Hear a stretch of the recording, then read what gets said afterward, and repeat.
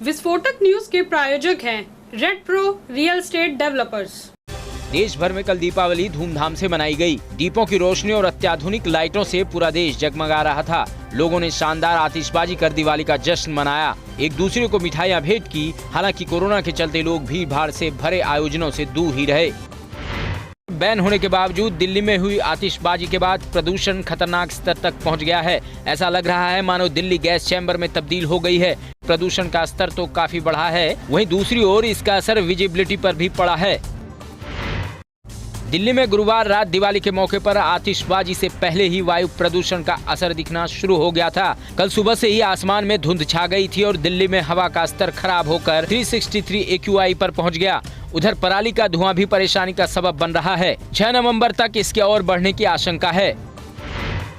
Border पर तैनात हमारे वीर जवानों ने जमकर दिवाली का जश्न मनाया। इस मौके पर सेना के बड़े अफसर भी उनके बीच पहुंचे। ये तस्वीर बांग्लादेश बॉर्डर की है, जहां जवानों का जोश हाई है। जवानों ने बॉर्डर पर दिए जलाए और एक दूसरे को मिठाइयां खिलाई।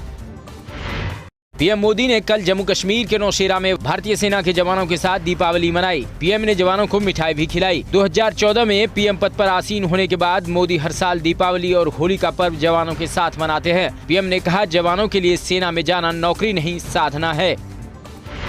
पहले पेट्रोल डीजल के रेट में राहत पर सियासत भी तेज हो गई है। कांग्रेस महासचिव प्रियंका गांधी ने कहा, ये दिल से नहीं डर से निकला फैसला है। शिवराज के मंत्री कमल पटेल ने कहा कि अगर चुनाव से पहले पेट्रोल डीजल के दाम कम कर देते तो लोग यही कहते कि चुनाव जीतने के लिए किया गया है।